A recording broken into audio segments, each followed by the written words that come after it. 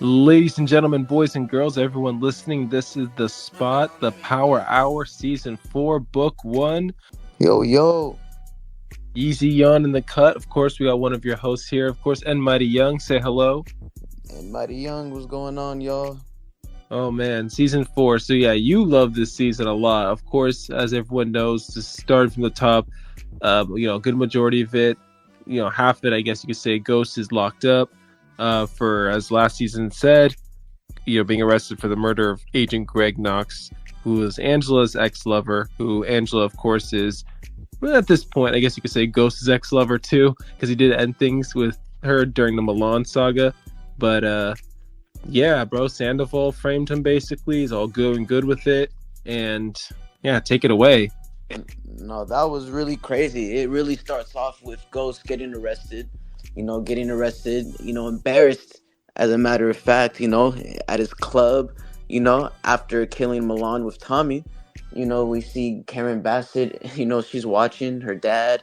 It was really embarrassing. Like, not only did Angela, arrest him at his most important night, but she embarrassed him on his most important night, which was nuts. Purposefully. She knew what she was doing. Yeah, but I feel like most of it was just motivation because of her anger of Greg being dead. You know? Yeah, no, she believed that Ghost, or not Ghost, Greg was onto Jamie, as Ghost. And, that's why Ghost, who she thought he was done with, because the thing is, remember, Ghost ended things with her around that period with Milan. And to her, she sees it as maybe Ghost is going back to his, self, who Ghost is originally. And he's no longer James. And she has to believe that now. And it's kind of hard because we know as a viewer, Ghost definitely did not do that. But as Kanan said, hey, whatever they said he did that shit. Bro, that was just nuts, man. And then we just see how, Angela, I mean, we see Tasha, she's worried because, Tariq, he is, to her knowledge, it looks like he's being captured by somebody. She sees a picture being sent to her phone saying, pay or else. And then we see a big ass arm around Tariq. So she's dealing with that. That's pretty scary if you're a parent. Yeah, and as Ghost is locked up too, as Jukebox points out, she's like, yeah, man, he's all locked up and he can't do shit about it. That's some punishment shit you don't even try to think about. Yeah, that was what happens when Dre told Jukebox, Ray Ray, and Kanan that Ghost was arrested, after attempting to get him back. Because we see Tommy go straight to Dre as soon as Tasha told him, and Ray Ray and Raina told him about Slim, about how Dre knew who Tariq was kicking it with. So it kind of made Dre look suspect. I mean, he is suspect. He does know who Slim is, won't say. He knows everything. Literally. He's the culprit. Not the culprit, but he let all that shit happen. No, he's the culprit. He's responsible for everything as long as he's not telling Ghost and Tommy about Kanan. He definitely Facts. Facts. No matter how good he thinks he's doing by trying to by trying to make sure Tariq doesn't go near Kanan, like you said, that's not the point. You got to report this to Ghost, at least to Tommy. because Tommy, he's not going to tell Ghost because I think he knows that if Ghost tried to kill Kanan, maybe Tommy can try to fix things himself or something. Because the thing is, Tommy and Kanan have a closer relationship, obviously, than Ghost and Kanan do. It's kind of just awkward because, like, Tommy, I just keep thinking, what if Tommy knew about Kanan being alive? He might have.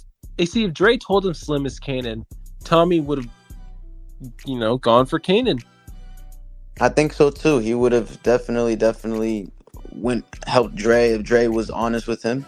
If Dre just kept it 100 from the beginning, Ghost and Tommy definitely would have rode for him. But the plot requires Dre has to be a snake. Yeah, he has to snake. What's his name? He has to snake Kanan once again. I don't think he was willing to do that. No, he wasn't. I mean, his daughter, remember? Yeah. When Kanan went to his apartment back in season 3, yeah, that definitely shook Dre up. shook him up. Because you don't know what happened if Kanan dies. You don't know if he gave anyone orders to go take out Dre. You know. Yeah, so pretty much, we see Kanan, Jukebox, and Ray Ray are dead. They're literally set on like taking Tariq, keeping him from ransom until Dre putting it in his head that he can get him the money. He could pay him off. He's working with Tommy again. So that kind of gave Kanan some breathing room to not kill Tariq, because he wasn't even trying to kill Tariq anyways. If you look at it, he's really just trying to get the money. Wanted to mess with Ghost's head, so he agreed to take the payment, him, Jukebox, and Ray Ray. So that's interesting to see. And we see that they let Tariq go. He wakes up, and then Tariq has to find out a way to tell Tasha that he wasn't no harm, I guess. It was a prank, bro. It was a prank, as the kids would say. Yeah, it was a prank. It's a practical joke. And what really surprised me, bro, is that Tommy and Tasha believed it. Hey, I mean, Tariq's a kid at this point. He's a 15-year-old, right? I think. Yeah, he's 15ish, 16ish. I could be wrong. Something like that. Yeah, but regardless though, he's just a kid. He's not an adult. They know he's just mucking around. Yeah, and then we see that Kanan already tells him that Ghost was in jail. Remember when he said, "There's something I got to tell you. Your dad's in jail." I think the cops seem to know everything about Ghost is right. And then he said, whatever he did that shit. I was like, whoa. I said, this man Kanan is doing everything he can to just set Tariq against his pops. He's gonna discredit Ghost, the man who's actually trying to go legit. Bro, it's crazy, bro. It's like, man, like his dismay, his really, it's crazy. It's crazy, really bro. That passion for hate. Oh my goodness. That shit was crazy, bro. And then we see, the police, we see the feds. They're pretty much deadlocked. We see Sandoval, pretty much deadlock on setting Ghost up. We see Sandoval, he's surprised. And then he doubles down on saying, okay, first degree murder. I think that was the charge, right? For Ghost? For Jane? A weapon in commission of a crime, a felony. Yeah, it was like, wow. Like I don't know if there were other detailed charges, but I'm pretty sure a federal agent charges in there, killing a cop type of shit.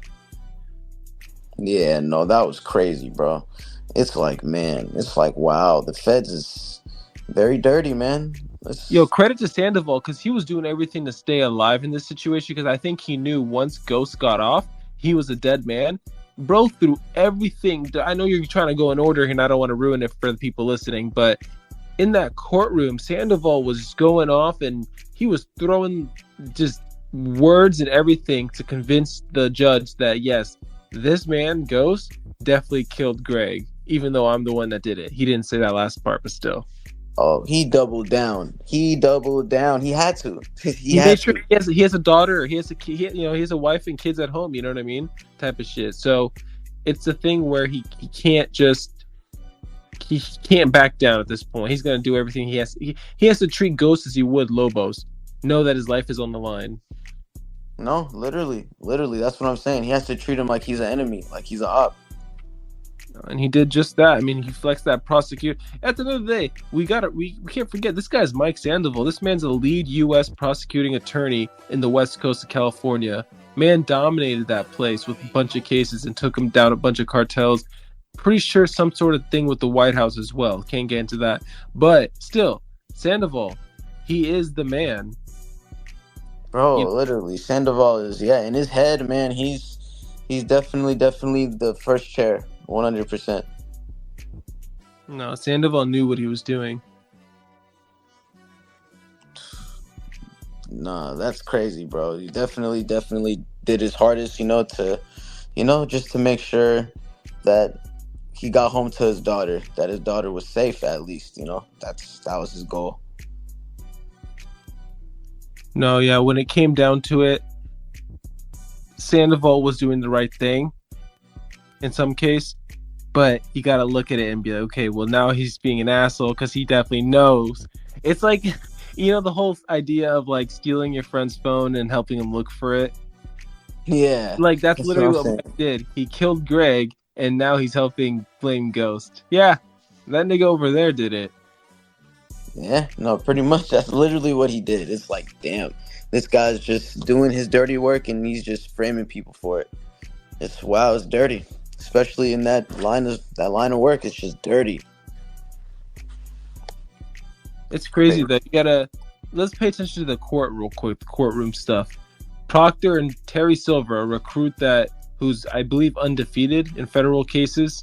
That's what the Yeah, main part was. Proctor brought him on for. So it's Proctor and Terry Silver taking on Sachs, Mike Sandoval, and John Mock, a man who has somewhat of a mini rivalry with Joe Proctor. yeah, very well put. And let's not forget, they initially had Angela as a non-chair, which is kind of bullshit. I just don't like how they always discredit what she's doing, even though she's going Well, through. hold on. Let's put a break on that. I mean, Angela had a relationship with James. You know what I mean? So at the end of the day, there's prior to that they even tried to what you call it, pre-interview her. You know what I mean? And when they got her in the thing, Mock even realized she's definitely not best for the position because as a prosecutor, you can get called up, Yes, and that true. having Angela on there because then Joe's going to destroy her on cross. Yeah, She was the arresting officer. You got to remember that. yeah, no, that's true. And she was the arresting officer who was fucking the suspect and the victim.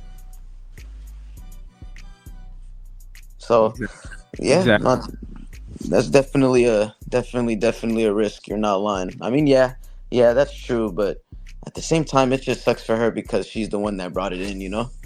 No, yeah, and I'm not. Again, I'm just pointing it out from John's perspective. The lead prosecutor, he wants to win.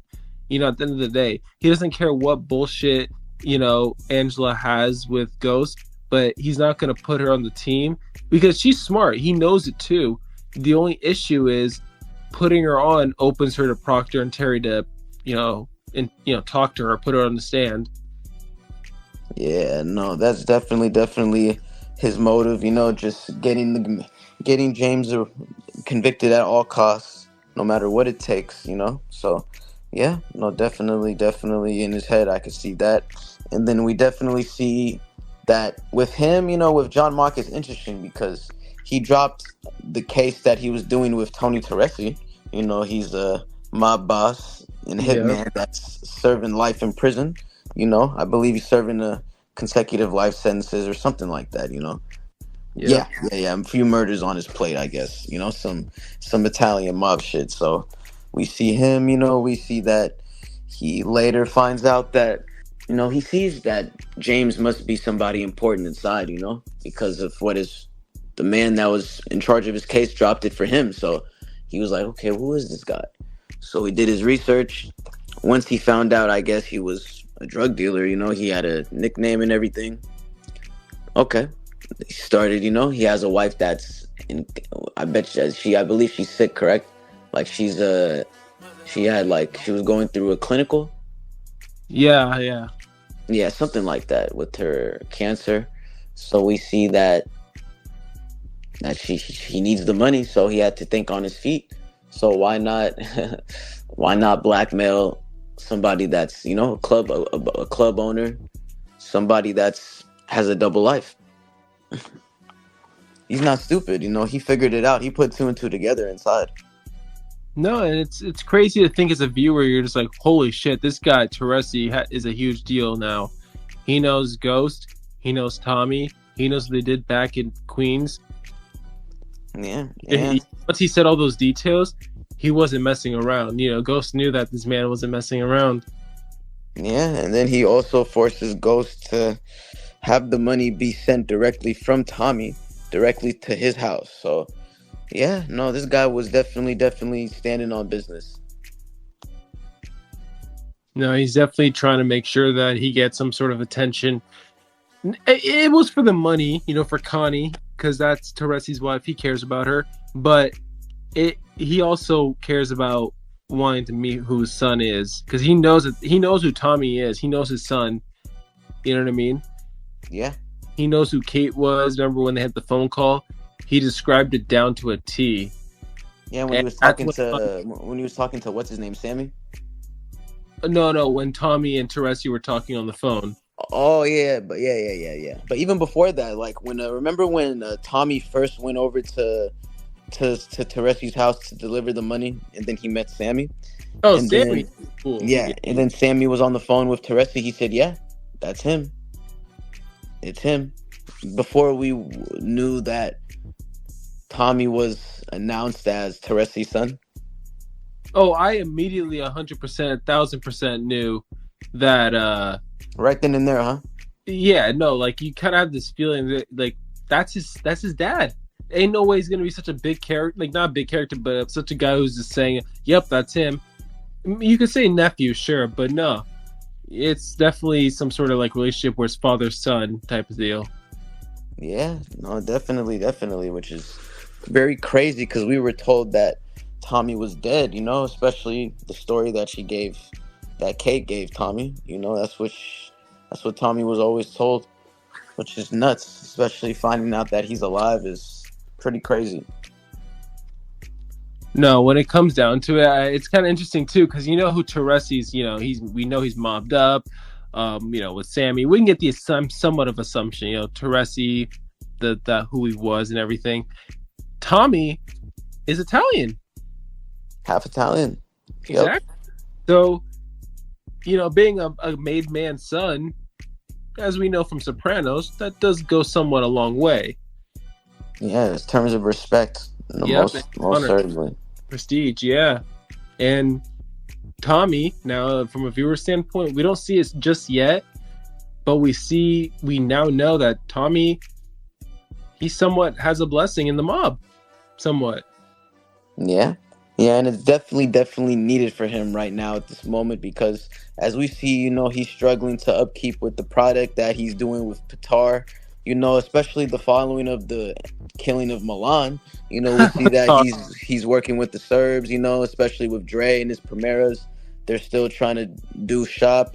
We see that they're working in the club as well too, as when Ghost went to prison. We see that Tommy is telling Dre that we got to do this shit in the club. We got to make this fucking money. So we see all that, and then after that, once he went to Chicago, we see that, Jason wanted to meet up with him and Qatar set him up to get killed.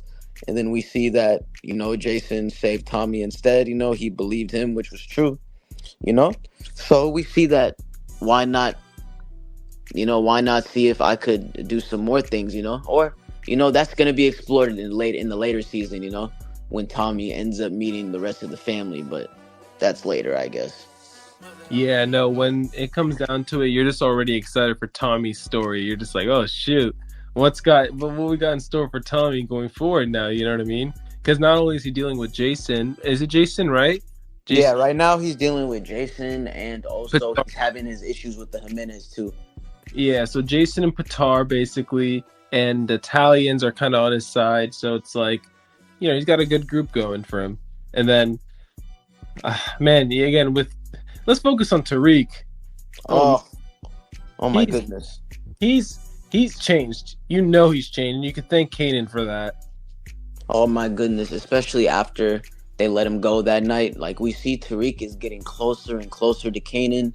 His resentment for Ghost is growing. His disrespect for his mom is growing.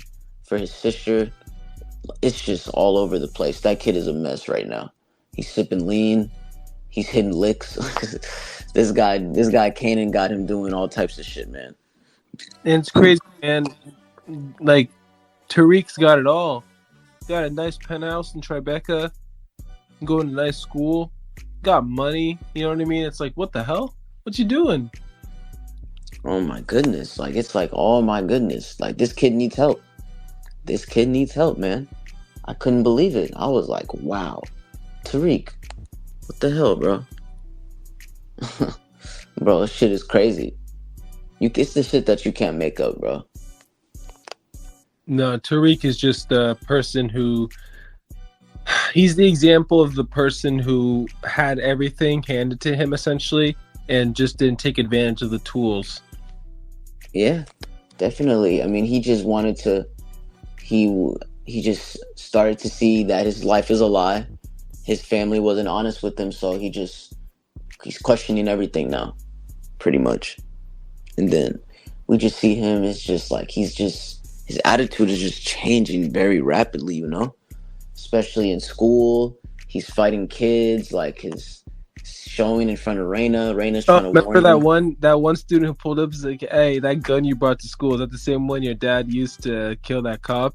Yeah, it might just be. Tariq just squared up to him, bruh. Yeah, Tariq, he just fed into it. He just wanted to. He wanted that energy. He's tired of people just talking about his family and stuff. So, Tariq is just trying to adjust to that. And then after that, while Tommy's trying to get his organization in line, we see somebody by the name of, bitch ass Dre trying to dumb it down.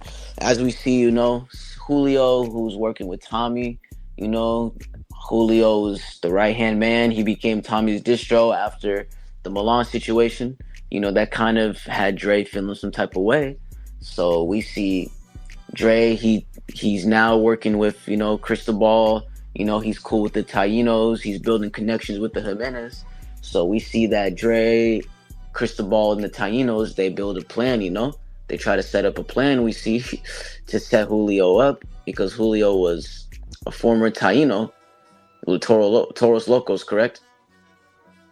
Yeah, Toro Loco, and I believe Ghost bought his bought his freedom, even though it's Yeah. blood in, out, he can't leave. Yep. Blood in, blood out. But even though, that's how it goes, but they respected Ghost enough that they had to honor it. So we see that Dre is telling them Ghost is out the game, so that deal is dead, which gives them a lot of confidence, man. That gave them the balls. So we see Dre, but right when this is happening, it's crazy because Dre wasn't even trying to set this up right away, but he had to because we see Julio. He catches Dre and Kanan when Kanan went into the club, and when he was talking to Dre about the money. And I believe this was right when Ghost got out. We see Julio, he sees them, so he catches them. So Dre, he's like, fuck, I can't have this guy tell Tommy. If he tells Tommy, I'm fucked. So he had to think on his feet. Tragic. Yeah, bro. It was like, wow. I knew once Julio saw Kanan was alive too, it was over. Oh yeah, definitely. Dre was not gonna let him tell that story to Tommy. Not to anyone, bro, because like we said earlier, Tommy would have freaked the fuck out and said Slim is Kane. I mean, I don't know if he would have figured out Slim was Kanan, to be fair. He would have figured out eventually, but still. He would have went to Kanan. I mean, it's crazy because they did find out Kanan was alive, even before, even after, before they figured out the Slim and Kanan situation. Yeah, true.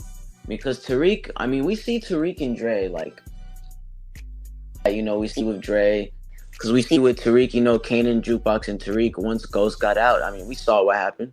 This guy, Kanan, he tried to take Ghost, hostage. Him and Jukebox try to, they try to get the ransom off of him. So, right away, right as Ghost basically got out of jail, it's like, yo, man, Kane, I just got out the joint. I don't got anything, bro. I'm broke. Yeah, Juke was really, really persistent on that. She was thirsty. As soon as Ghost got out, she went to Kanan. She went to Tariq when he was sleeping. We gotta kill him, and we gotta get them. Was so thirsty. I know we're curious to see what made her that way. That's why raising Kanan and Origins, it's gonna be interesting for her development, because she turned into a fucking psycho, bro. We have still yet to see. Kanan's a psycho, but we see that he has sense, and we see she gets mad that Kanan and Ghost, they made a plan to save Tariq, to turn on her. So she forced Kanan to tell Tariq the truth, to tell him that he was only doing this to get back at his dad, that he's not really Slim. His real name is Kanan Stark. He killed Sean, and he killed Sean because he wasn't like Tariq. It's like, whoa. Once he said that, bro, Kanan had enough, and he just shot Jukebox. He said, you know what, fuck this bitch. So No good motherfucker. And of course, if you're watching Racing Kanan, Jukebox is alive, so it's a story of, Kanan and Jukebox growing up and shit. And yeah, going from there. So hopefully we see more from Jukebox and Racing Kanan. yeah, no, definitely. It's crazy. It was like, wow. Like the way he killed her, like so cold, so heartlessly, but he was sad at the same time. Like, man, these niggas really made me kill my cousin. Wow. That shit hits deep, bro. You can't make this shit up. Like, especially the hate he had for Ghost, and he chose his cousin over them. Which is crazy. Because I think, again, you got to look at it from a perspective. Sean was the son that Kanan didn't want. Tariq is the son that Kanan wanted.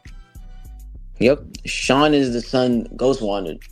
Exactly. So put it in perspective, Kanan's super protective because that's he sees Tariq as his son, the person he changed because he didn't raise Tariq, but he raised this version of Tariq, and he takes pride in that.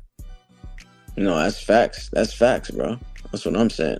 So with Sean out of the picture, basically, you kind of just have Kanan and Tariq forming that father-son relationship, and at the same time, Kanan still hates Ghost.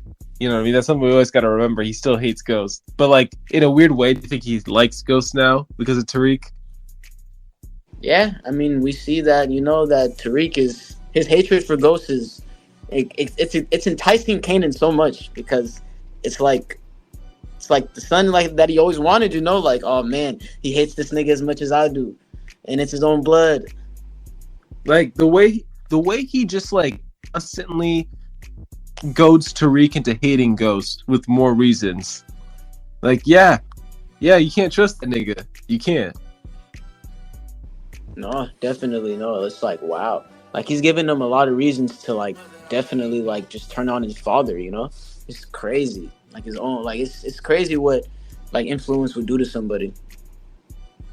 Nah, especially Kanan. Like I said in the previous Power Hour, you're just always wanting, like, Ghost to know that Kanan's alive. Just imagine what if he, if he knew that Kanan was alive when he was in jail, No, that's definitely facts. It's just like, man, Kanan is a whole beast. He's a whole beast within itself. No, yeah, remember, I think I talked about this before. It would have been so random and made no sense. What if, remember when everyone's getting called in when Ghost is locked up? Everyone's getting tested by Julio, Dre, Keisha, everyone. And I even said, what if Kanan just got pulled in somehow? They recognize, like, hey, yeah, you used to run with Ghost back in the day. And I was like, yo, I always wanted to see Kanan back to the prosecutors somehow, some way. Yeah, fuck the police. But whatever you think Ghost did, he did that shit. I know. I would have been dead. No, I can definitely see him just saying, man, I don't even know, man. I was sleeping that night, but I mean, James is, he's a dirty. Nah, he'd be like, you know what? No, he probably wouldn't even say Ghost, but yeah, he'd be like, James, man, I grew up around the block. Man always hated cops. Said he wanted to kill him growing up. Yeah, man, always talked about that club he had, always talking about killing cops. He's just roll his eyes and shit. Well, this makes me wonder how many bodies are over that bitch.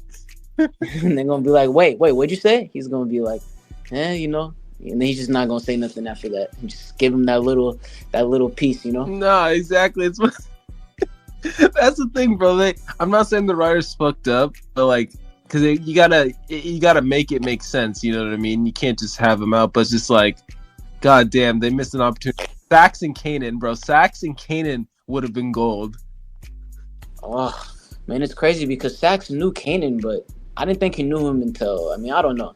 I don't know if he ever did know him, but, Sax, it would have been interesting, like you said, if they interacted in this season. Hey, if we get Raising Kanan, we can get Raising Sax. Hey, never say never, my man. Never say never. Cooper Sax, oh, man. It's crazy, bro.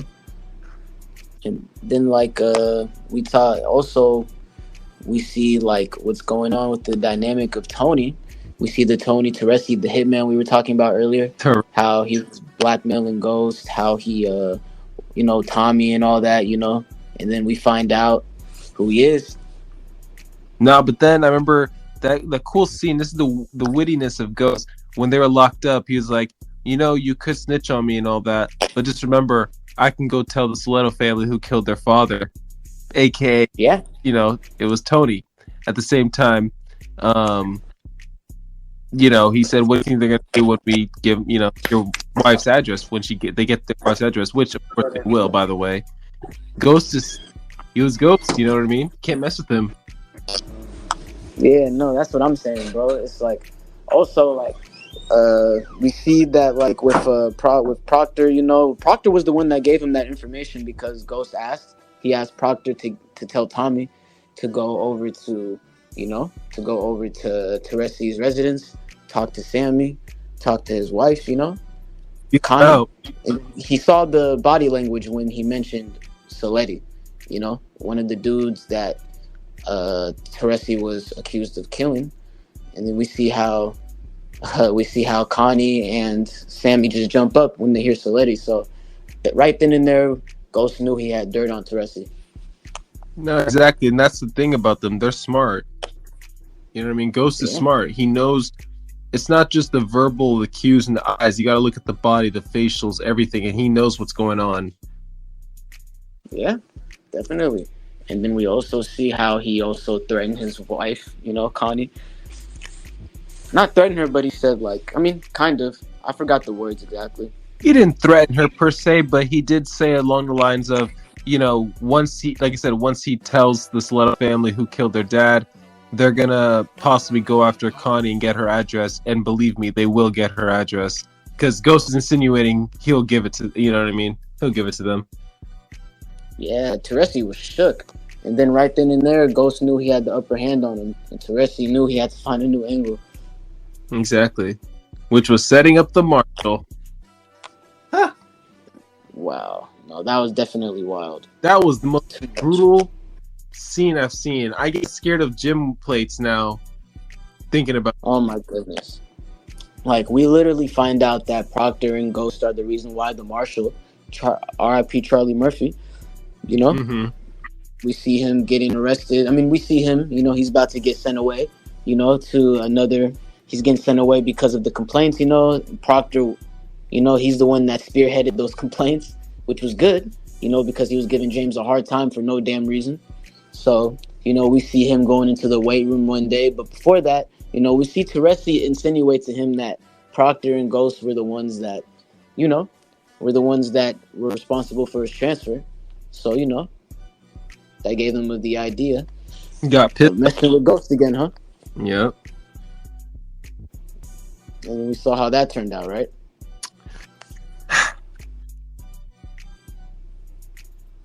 STARZ. The writing. This show is brutal. Yeah. We definitely see, he's fucking with James, talking about Tasha, saying this, saying that. He's just poking the bear. James keeps telling him, please, man, you don't got to talk to me like that. The most And then after that, way ever, too. Like, he's just trying to do his thing. Relax. no, it's just so fucked up, bro. Hella fucked up. And then we see James get mad, and then we see him just beat that boy with a plate. Oh my god. I don't even want to describe the way he did it. Ladies and gentlemen, just go look it up if you haven't seen it. It's... Oh god. Yeah, no. He definitely, he was pounding on him, beating him up, punching him with his karate moves. Then, we see... That was after... Wait, hold on. That was after Sandoval cooked him, too, in court. Yeah, that was after Sandoval cooked him in court. After his kids were there, Tasha was there, And then we forgot to say how they were trying to give him the death penalty. Oh, man. How the motions got denied. How they got the... We forgot to talk about how they got the video of Greg Knox, trying to, just messing with James at that traffic stop. Shout out to Proctor. He's trying to get that DNA thrown out.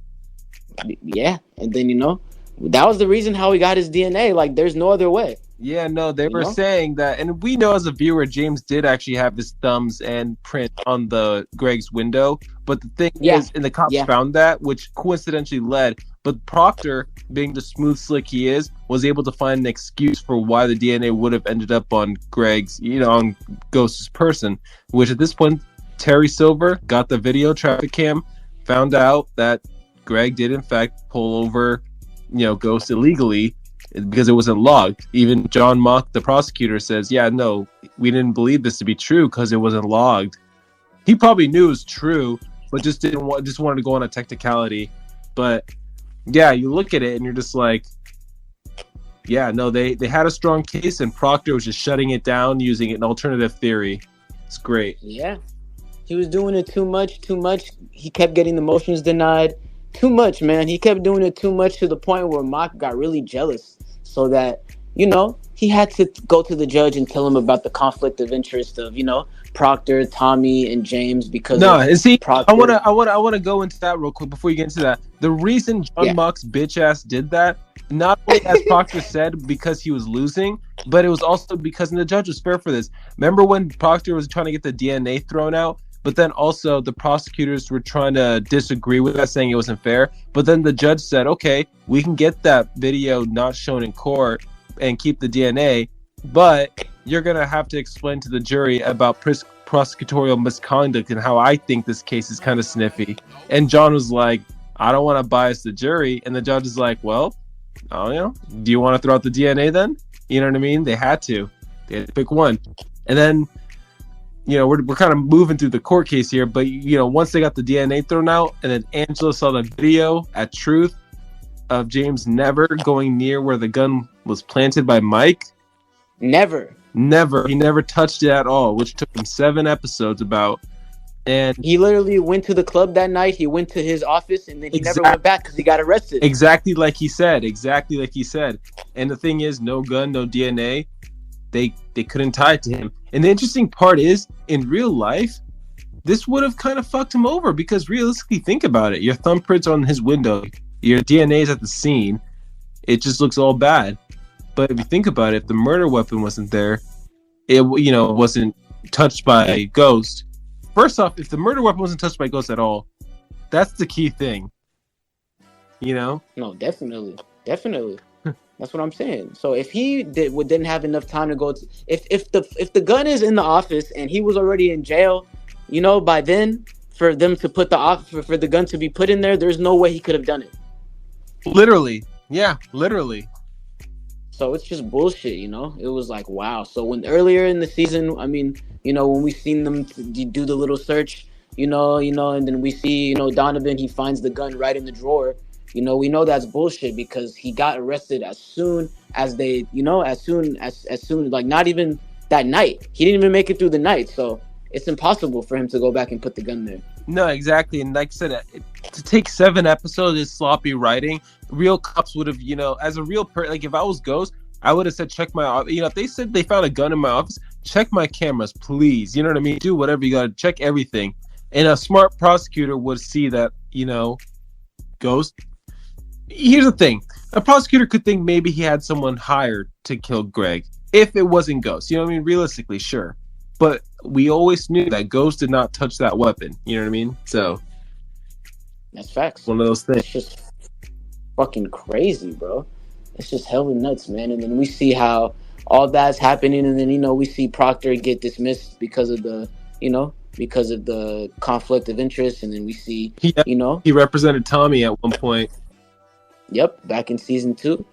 So, we see James and him are pretty pissed off about that. They're sad about it because, James and Proctor had a pretty good bond. Wait, let's explain. Let's explain for the viewers. The reason the conflict of interest thing is in Q is because even though at one point Proctor represented Tommy, that's not the illegal part here. It's because when Ghost was offered a plea deal that would require Ghost to snitch on Tommy, Proctor wasn't looking out in the best interest of Ghost or Tommy. He had to look out in the best interest only of one of them.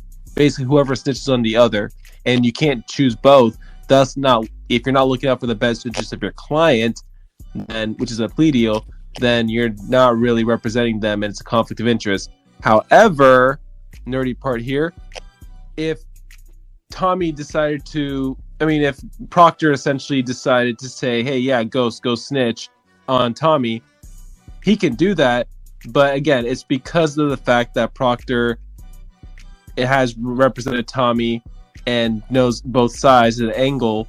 Basically, with Proctor and Ghost and Tommy, the fact that Proctor knows Tommy's secrets as well as Ghost's secrets means that a lawyer can't represent both of them. That's the simplest way to put it.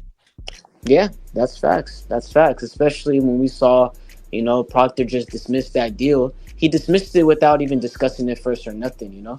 So it's almost the fact as if that he has the best interests of Tommy Egan. yeah, that's facts. That's facts. And then Tommy, again, we're jumping all over the place here. Remember that meeting with him and Proctor and the Homeland agent? Oh yeah. Explain that. Explain what happened there.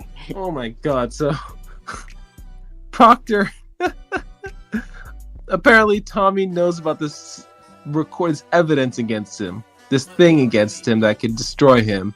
Greg's friend, one of Greg's friends, the Homeland agent. And Bailey. This is where Proctor says he's going to meet with him, but Tommy says he wants to come with him. Proctor's like, no. He's like, you thought you had a choice. So Proctor's meeting the Homeland agent at Proctor's place, and he's playing the tape. And the Homeland agent is playing the tape of Tommy killing Vibra, basically Ruiz, killing him, on the microphone, basically on the wire. And at that moment, Proctor's face, he's just thinking about it over. He's like, who's listening to this? Who's heard it? He's trying to milk a bunch of information out of the Homeland guy, trying to get what the hell happened. He's trying to tell, that, the mole is still out there, yada, yada, yada. And then Tommy from the shadows, and Proctor can only do nothing but just stand there because he sees Tommy coming and he can't do anything about it. Tommy just gets this big ass knife and just stabs this Homeland agent in the chest 4 times, and the Homeland agent looks at him, says, "What the fuck?" And Tommy pulls the knife out and the dude just falls on the floor. Proctor's reaction was golden. He was like, "Tommy, what the fuck? What the fuck?" Bro, Tommy was crazy, bro. He really did that at Proctor's house, in his home. Killed the Homeland security agent, stabbed him, blood pouring all over the ground, all that evidence. He didn't even think about it if there was like a whole team of Homeland agents outside waiting. You know what I mean? Or he didn't tell anyone in case. He didn't give a shit, bro. He just, Tommy, he just acts off of emotion, He just acts off of danger. He just feeds off of violence. He's not a thinker. It's ridiculous. That shit was crazy. And we see how he tells Proctor. Proctor pretty much has to hold the secret in. We see him telling Tommy, I'm going to hold on to the laptop. We don't know what kind of evidence. We see Tommy was hesitant at first, but then he caved into it. And then Tommy says, I got a guy to clean up the mess. And then he said, okay. And then we see Tommy, that kind of gave him a little more trust in Proctor. But at the same time, it kind of gave Proctor more fear and just more evidence, just more shit that he has on Tommy. Even though he's implicated. At that point, you kind of knew that Proctor was kind of like building something against Tommy, because there's no way he's going to, he's loyal to Ghost, but he's going to realize, he's going to have to convince Ghost as much, but Ghost is kind of hesitant on turning on people, especially close to him, like Angela, and let alone Tommy. So Proctor's definitely going to keep evidence, because at the end of the day, he might have to burn them both. Yeah, no, that's definitely facts, man. And then we see, literally see Proctor, man. So we see Proctor, he's pretty much turned into the bad side. Even though he was always a dirty lawyer, he was always, going under the radar. We see now he's just going too deep in, bro. This is just, wow. This is definitely something he's not used to. Just dealing with people, dealing with clients. He's at the top of the top when it comes to criminals now. Yeah. Proctor's at that mob boss consigliere. Yeah, and then I believe that was the point we were trying to make when we were talking about Teresi. I mean, we're talking about Ghost and the Marshal, when the Marshal was trying to beat his ass, right? Mm-hmm.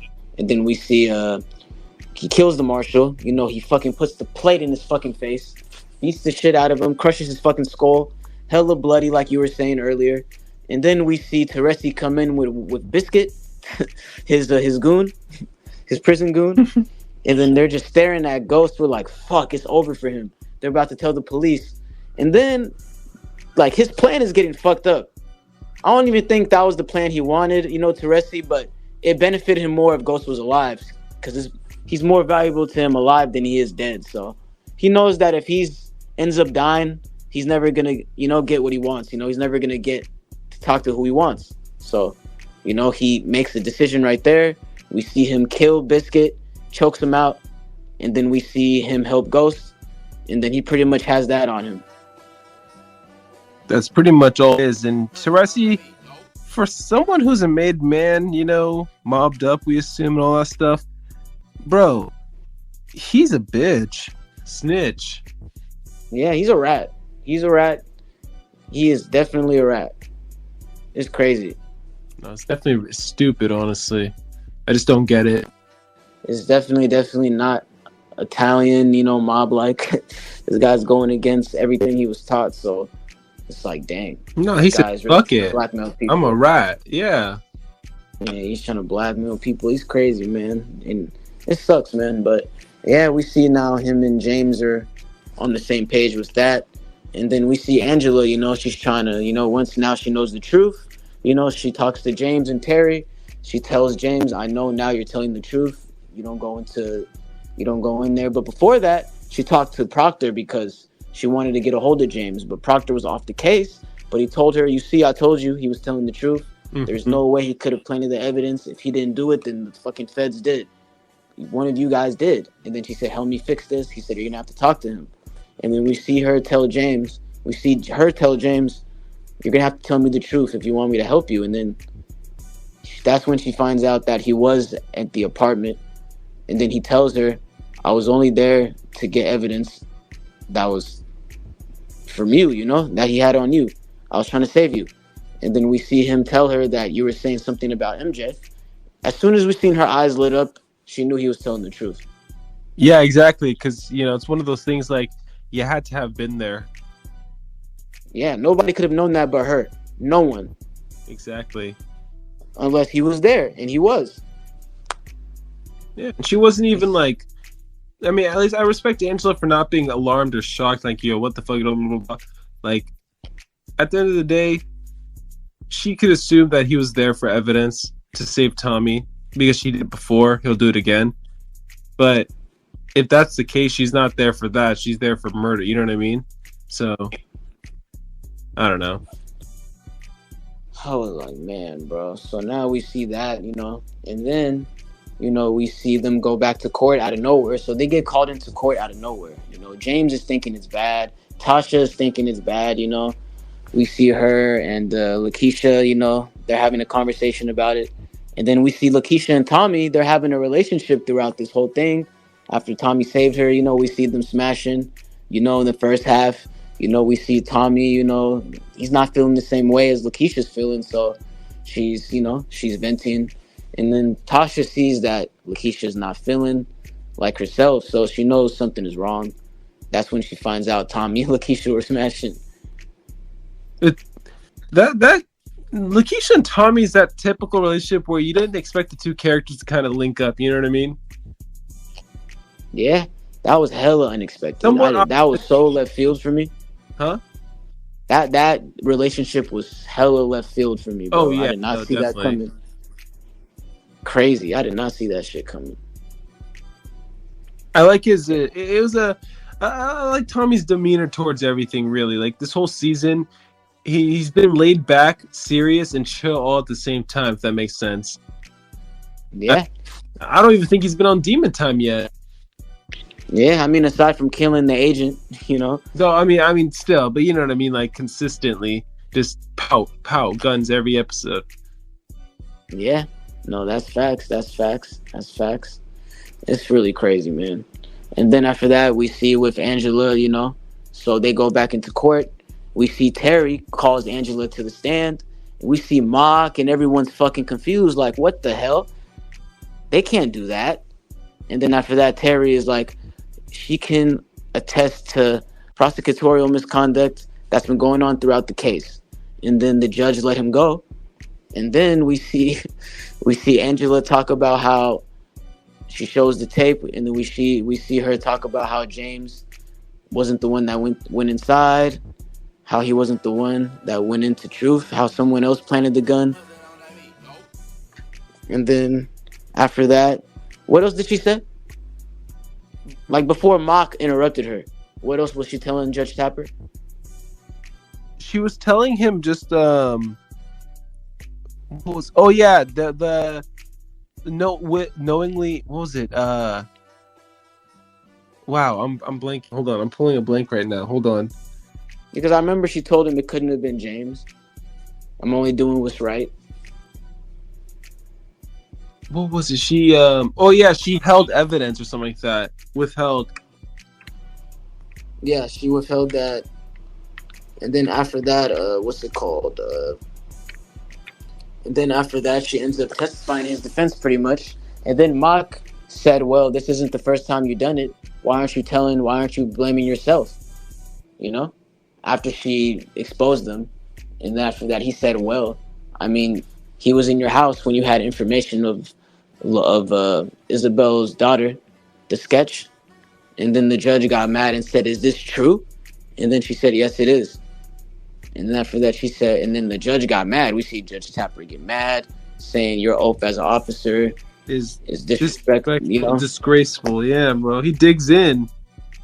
digs in on Angela. You know, and then after that, we see him also go off on Mock and everyone, saying everyone's suspended. You know, indefinitely, investigation pending. And then we see him telling James that we're gonna rule this as a Prosecutorial.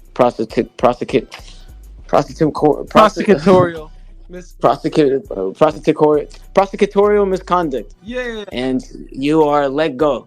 You are free, and if you are tried, hopefully a better defense team, will bring you to justice. But as of right now, you are free to go. So we see our nigga James. He gets out. He's out.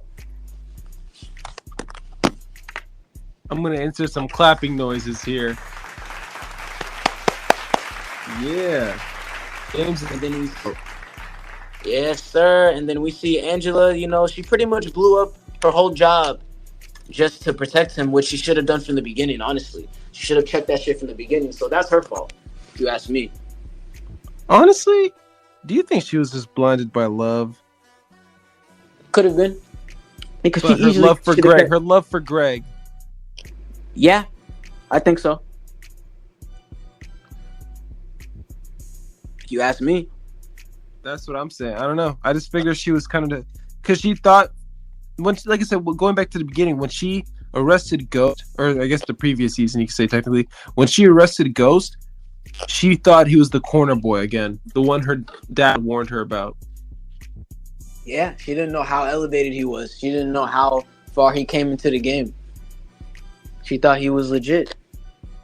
Well, give me like 30 seconds real quick. I'm gonna vape. Oh no, you good. I'm listening. Crazy too. Still got to talk about Jimenez. Yeah, we got a lot. We could try to speed it up a little bit, because I'm about to get off work soon. But we don't got much to talk about. No, we good. Yeah, we can talk about Alicia Jimenez briefly. And then Rashad Tate, the arrival of him. He comes into remember, because this is when Ghost starts to run for office.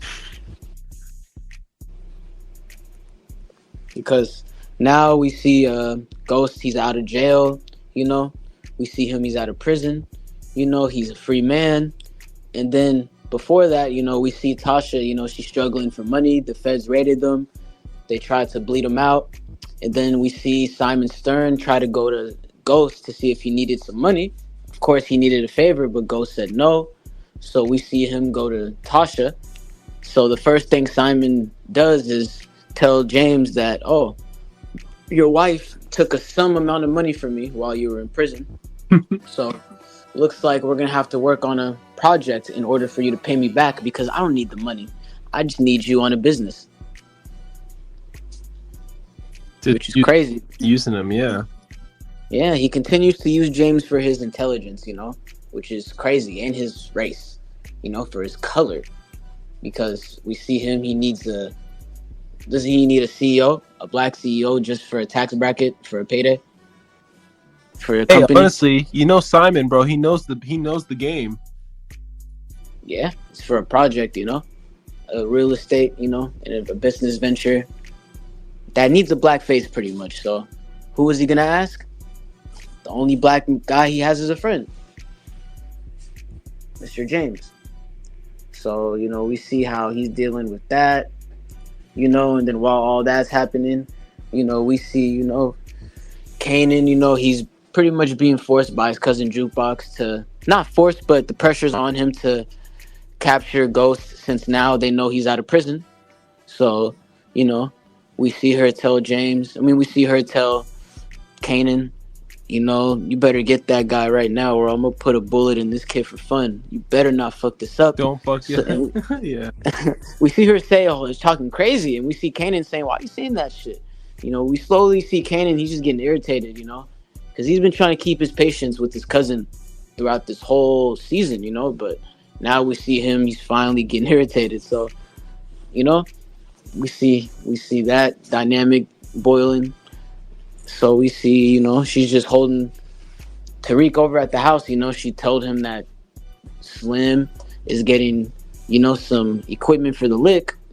So we see Tariq, he's just questioning, like, okay, but I'm going to have to go soon, I told my mom I was going to come back later. Like, have fun with the lick. Yeah, that's what I'm saying. So, and then this guy, she's just saying, yeah, I'm going to handle your mom's for you. I got you. I'm going to make sure that you, that she doesn't trip on you. So, she's just trying to buy time while he's trying to leave, go back to the house, not get in trouble, which is very interesting, And then we see Tasha, once we see Jukebox text her, she says, okay, you can stay for one more day. And then we see her, Tasha, she's having a conversation with Lakeisha. They're out, they're having some drinks, and then she's telling Lakeisha, how life's supposed to be with Ghost being out of prison.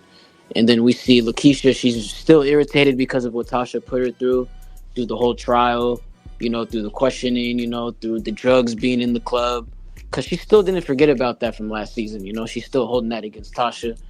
And on top of that, Tommy is dogging her, which was the whole point of Tommy, like, getting with Keisha is so that Tasha could move her operation over there smoothly, but now she sees that that's crumbling, so she tries to get a hold of Tommy, saying, what the fuck, man, like, why aren't you holding it down, type of shit. So we see her deal with that, which is interesting. Now Keisha's transition into the game is pretty interesting. Oh, definitely, because she's so, like, she's just not even supposed to be there, It's just like one of those characters that's not supposed to be there. And then after that, like, we see with all that shit that's going on, we see Tommy, he's over in Chicago. We see him chilling. We see him get called by, what's his name? By Jason. Say it again? We see Tommy, while all this is going on, Tommy gets sent to Chicago by his distributor, right? Oh, yeah, Jason Misic. Yeah, Jason Misic, yeah. And then we see him go over there, and then he's pretty much dealing with that. The Connect, telling him that Ghost is out and all that. He's telling him, just stay in Chicago, don't work with Ghost ever again. And then we see Tommy telling him, I've been down this road before, I'm not going to kill James, I'm not going to kill Ghost. He said, I'm not telling you to kill him. Just cut ties with him. It's not good for business. And then he also is asking him to... What were we saying? Oh, I said smart businessman. Yeah. Jason, he's not trying to have Tommy connect to... He doesn't want Tommy to be connect to, like, drama and stuff, because of the no case emotional connection. On. Yeah. So we see that going on, and he's also telling him, I need you to make some trips to the West Coast, to LA. I'm going to need a distro over there too, And then he also tells Tommy to stay a day in Chicago, stay for the night. He has a party set up for him, drinks and all that. So we see Tommy, he's hesitant at first, but, we see Jason, he pretty much insisted him, strong-armed him, as you could say, on doing that. And then you can tell he didn't want to do that. But, it is what it is. I do like to say, Jason, little spoiler tease here. He's a big player in the show going forward. Keep your eyes out on him. Yeah, Jason no, Mitchich. definitely. Yeah, Jason Mistress is deadly, man. And then with all that happening, man, we see with while Ghost is trying to figure out like why the hell did Tasha do that. So we see that, and then after that, as James is leaving Club Truth, he's trying to get a hold of Tommy while Tommy's in Chicago. We see Kanan. He just captures Ghost. Now Ghost knows that Kanan is alive and that he got Tariq. He says, "What the hell?" And then Kanan pretty much has him shook. He's No, pretty yeah. much saying, "We got Tariq. If you do anything, we're gonna kill him. Give us money." So he's pretty much like holding him hostage until he gets the money. I was trying to. I just wanted the money. So I was running game on you. That's all. And then we see, as they go, as all that's going on, like we see that, and then we see like earlier we were talking about Dre setting up Julio. So as all that's going on, we saw how Dre was jealous of Julio. He's seen him talking to Kanan, so he set him up to get killed by his old homies, the Toros Locos. Which is pretty sad. So as all that's going on, we see Kanan. He pretty much him and Ghost. They go to Tommy's stash house. You know, so that they could get the money because Ghost had no other option to get the money on hand. Mm-hmm. They have to do what they got to do, even if it's your Yeah, homies. yeah, no, definitely. Even if it's your homies, bro. So they went over there. He runs into BG, and then we see BG. He's telling, "Hey, Ghost, I Oh don't think you're man. supposed to be here." Oh man, poor BG, man. He's always taking the punishment. And then we see Ghost saying, "Oh, Tommy said I'm supposed to be here." Well, that's not true because Tommy already told me he's not here. He's out of town. And then we see Ghost. He just pistol whips him. BG's asking too many questions. He's like, yo, just let me go, bro. It's like, damn. So we see that, and then after that, we see he just hits him, and then Kanan and Ghost they kill Maurice, one of the other dudes that was in there. Counting the money. Earlier, I believe season 3, when he got socked by what's his name, by Cristobal's homie, the guy that Tommy ran over. I forgot the big dude. I forgot I his name. forgot his name.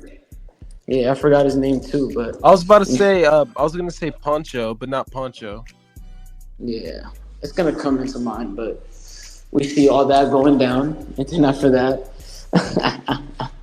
that shit's crazy, man.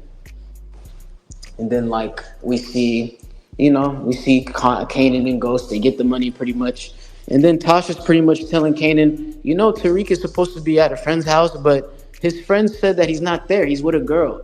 And then Ghost, knowing what's going on, tells Tasha, Tariq is at a girl. Tariq told me where he was. He's with a girl. I'm gonna go get him right now. And then he's pretty much telling her like, yeah, he's pretty much telling her, don't worry, I'm getting him. And she said, okay. And then after that, you know, we see that, Kanan's pretty much telling him, you better not fuck this up. So we see that, telling him the same thing Jukebox was telling him. No, it's one of those things where, Kane. This whole thing's just been. This show had a lot of too many moving pieces for me. You had Ghost in jail, Court, Kanan, Jukebox, Tommy's business, the Jimenez, Dre being a snake, Tasha, Keisha, like, bruh, Angela's story. Definitely, bro. This season has been a roller coaster, man. Especially with like what we were just talking about right now with like Kanan and Ghost, Like it's just like deadly how they're just back to working together, pretty much like when they went over to Tommy's stash house. Like it felt like how it was, Like you heard what Ghost said to him in the car. He's like, "That remember how that felt like, man? Did you feel that, man? We were once working together really well." And then, he's just trying to butter Kanan up, but Kanan's telling him like, "Man, we were doing good until you set me up," you know. So we pretty much say that, and then he pretty much asked Kanan who got my son, because at this point he still doesn't know who has Tariq. Yeah. And then we see Kanan tell him give him some guests. He says, and then he thought it was Tommy at first, but he said, nah, she run the streets harder than most of these men. When he said that, he knew exactly who he was talking about, as we see him say, jukebox? So he shook. This man is shook at this point. No, that again, raising Kanan, we're gonna see more of Jukebox. No, it's crazy, bro. Like, we see that, and then after that, we see, Kanan. He goes into the woods with Ghost. Ghost is pleading, telling him, please don't do nothing to Tariq. Just take me, do whatever you want. But, we see Kanan. He gives Ghost a gun, and then Ghost tells him, why would you give this to me? And then Kanan explains to him, because I'm not going to forgive you. I'm not going to let you go. But Jukebox is going to kill Tariq the moment she get that money. So either you can kill me right here because of the shit we got between us, or we can go and save your son. Yeah, because Kanan was smart. Even he knew he was probably going to die. Yeah, but when he gave him that option, Ghost. If it's to save Tariq, anything to save his son, like I knew he wasn't gonna kill Kanan. When Kanan gave him that option, I knew they were gonna work together. So right away we see Kanan and Ghost. You see them go right into the house. Jukebox, she's telling Ghost, oh, we see you're back, man. Dressed like a fucking civilian, man. You think people believe that act? Because at this point, she already knocked out Tariq. So Tariq already knows he's in danger at this point because he tried to leave, but she wasn't letting him. She had to knock him out. So we see that happen. So Tariq is scared at this point. Ghost is saying, Tariq, I'm going to take you home. It's going to be okay. And then we see Jukebox realizes that Ghost and Kanan set her up. So she's saying, I'm going to kill this kid right now. Are you guys serious? Are you guys playing with me? And then after that, you know what happens after that. We see her talk to Tariq, telling him this guy Kanan, this guy Slim isn't who he says he is. He was lying to you this whole time. You were just a money grab. And then she was telling him how you better tell this kid the truth right now before I kill him. And then we see Slim tell Tariq, we see him, your favorite line. Like, he tells him, I'm Kanan. I was running the streets with your dad. We did a lot of bad shit. I'd never been good. I wasn't raised that way. And then we see Tariq saying, I thought Kanan was dead. And then he said, and then she asked him, she told Kanan, why did you tell him about that life? I just wanted to get the money. Oh, I was running game on you. It's one of the funniest lines, man. So we see that meme. And then we see Tariq pretty much telling him, like, what are you talking about? I thought Kanan was dead.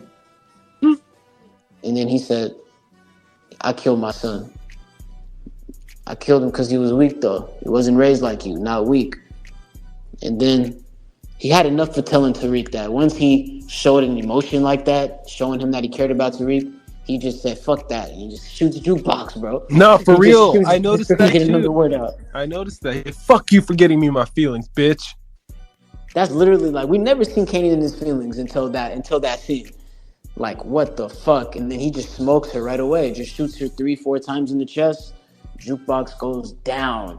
Kanan kills his cousin for Ghost and Tariq. And then as Ghost and Tariq are hugging each other, Tariq has his back turned. We see Kanan, his mind is still to kill Ghost. But you see Ghost's reaction. He thought it was the end. I know you remember him hugging Tariq as he's crying, staring at Kanan. He thought Kanan was going to shoot him, that's why he's crying. Yeah. But then we see Kanan. He's like, nah, I'm not going to shoot him in front of his son. Especially after that, nah. So he pretty much saves Tariq, takes the money. See you around, little nigga. So that moment there, like, even though, like, their issues are still not resolved, I think we knew Kanan at some point was going to come back into the storyline, It might be a possible ally, so more to come on that. No, this whole thing has just been so ridiculous so far. Jukebox is dead. Once they get back in the city, Tommy asks who was it, what happened, what the fuck, because he sees BG's knocked out, and he's like, yo, what the fuck, you know. Ghost tells him that was Jukebox, and Kanan shot Jukebox to save Tariq. Tommy's like, what the fuck? He can't believe anything Ghost just said in that sentence right there. Like, Kanan, he's back? What? Jukebox? What? Yeah. No, literally. And then we see throughout this whole process, Tommy is thinking like, so Tariq, as he's asking him questions, while Kanan was around you, did Dre know Kanan was alive? Did he know he was alive, or was he telling the truth that he just picked you up from some corner? And we see Tariq is hesitant, bro. We see that he's like he wanted to say something, but he didn't want to out Dre because Dre, I guess in a way, he even knew, like, even he acknowledged that Dre tried to get him away, but like but the viewers know, like, Dre put him in harm's way. I was gonna say, I think Tariq knew, because Tariq knows Ghost and Tommy's potential as killers. He didn't want Dre to get killed, I think. Yeah, in Tariq's eyes, like, Dre tried to keep him away, I guess, in Tariq's eyes. So, he didn't want to burst his bubble. So right after that, we see Dre calls Tommy to the spot that Julio supposedly told him to meet him at, meeting a Primera. And then as soon as Tommy goes over to meet him, we see him take out his gun. He pretty much confronts Dre. So, did you know Kanan was alive? Did you know he was about to kill Tariq? They were about to kill the kid, him and Jukebox. And then Dre was just begging him, like, I didn't know, I did not know. He pretty much seemed convincing, So Tommy had no choice but to not kill him, Mm-hmm. And then after that, he tells him Tariq didn't say nothing. So, okay. And then after that, he tells him, but Julio told me to meet him over here at this spot. He was supposed to meet a Primera. Him and Tommy go inside. We find Julio dead after his fight with the Toros Locos. So we see Tommy, he's like, no. But the Toros Locos, they agreed with Dre to make it not look like it was them. But those idiots, they fucked it up by carving off the Toros Locos tattoo. Yep. Tattoo. So once Tommy seen that, he knew it was get back for him leaving the Toros Locos, which pissed Dre off because that wasn't the point. That wasn't the whole, that fucked everything up. They weren't supposed to know it was them. They were prideful. Yep. Which pretty much fucked everything up, So he's like, damn it. Now it's going to be a whole war. He's going to want to talk to the Jimenez. He's going to want to talk to everyone now. It's going to be a fucking war now. Because this pretty much hurt Tommy. It hurt Tommy more than it hurt Ghost. I'm not going to lie. Actually, I don't know about that. It hurt Ghost pretty bad, too. Just one of those. But as all this shit is going on, we see Angela, as Ghost was innocent. So now she's trying to find the culprit of who really killed James, who really killed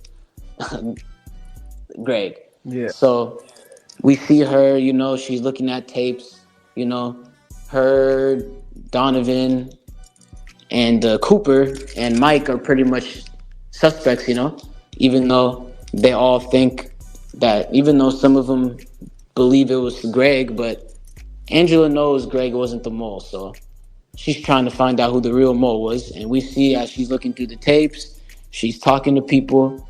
We even see how Mike is trying to talk to Mock, telling him how he believes it was, Donovan, how he was the one that went into the office that found the gun, how he could have, he's pretty much trying to frame him pretty much, Mike's just pointing fingers at everybody but him.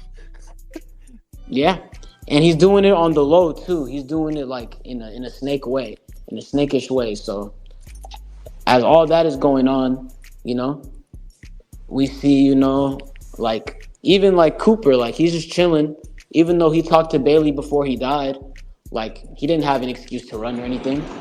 So when we seen Angela, Donovan, and once Cooper like saw how suspicious Mike was acting, I guess that's when he decided to talk to Angela, because Now they know something is going on.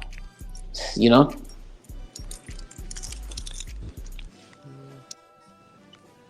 And then, man, just so much stuff is going on. And then basically, I don't even know where to continue off this point, really. Tariq is saved. This is somewhat back in good standing, with he's making that deal with Simon Stern, but kind of locked in. But introduce Rashad Tate. Yeah, no, Rashad Tate. Yeah, so pretty much, Ghost.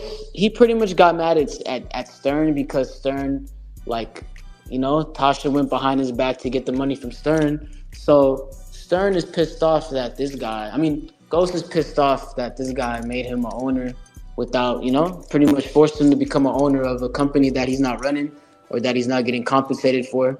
So, we see him, we see Stern giving him some options on who the councilman should be. The white councilman that's from Manhattan. He wants James to focus on that area, focus on building a building there. But he doesn't want to do that. He wants to build something in his area. So, yeah, we see him meet Mr. Councilman Rashad Tate. What a great actor. Yeah, Lorenz Tate, Mr. Legend, Mr. O-Dog. So we see all that happening, all that transpiring. So while all that's going on, we see Tate. He's pretty much, his proposal is to like pretty much focus on a Queens building, where Ghost grew up. Both of them are from Queens. So James, he saw a lot of upside in it because it was a minority dude he was working with, and it was in his place. It was in the area he grew up in. So in his eyes, it was a win-win for him, It was a win-win for him and the community. But what Simon is trying to argue with him is that it's not always about working with your friends or working with your complexion of color. It's about working with someone who will agree to what you're trying to do, who's not going to control, who's not going to be controlling or nothing, Somebody who's going to listen to you. So, we see James, he's just arguing against him like, yeah, like you're a trustworthy dude. So he's just ignoring him, not knowing it's going to bite him back. Ghost is out of prison. He's trying to link up with a politician to help him, one Rashad Tate. Simon Stern is basically kind of giving that ominous warning. It's kind of one of those things that it's going to happen next season because season 4, it's like, give time for Rashad Tate's character to blossom. Yeah, it's going to build up. Exactly. But no, yeah, Mike Sandoval, man, he's on a warpath this season. He's definitely one of a kind criminals. No, definitely. He's going through extreme lengths. He's going through extreme measures to literally like make sure he doesn't go down for the murder of Greg and all that. Like, he's really doing the most.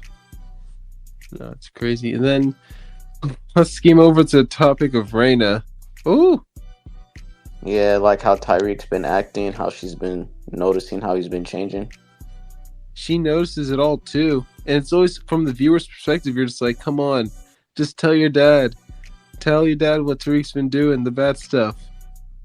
Yeah, it's like, man, like she knows everything. She could have literally went to Tasha and Ghost at any moment. Nah, but she was just being the sister and not telling anything. And just one of those things where it's like, you kind of wondered how Raina would factor into Tariq dealing with Kanan and, this whole situation, right?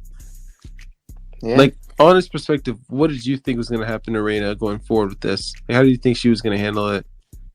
I honestly didn't expect her, to really do much, besides really in the end make a choice to like get Tasha or Tommy or someone involved. That's what I was hoping, but while Ghost is dealing with Tate,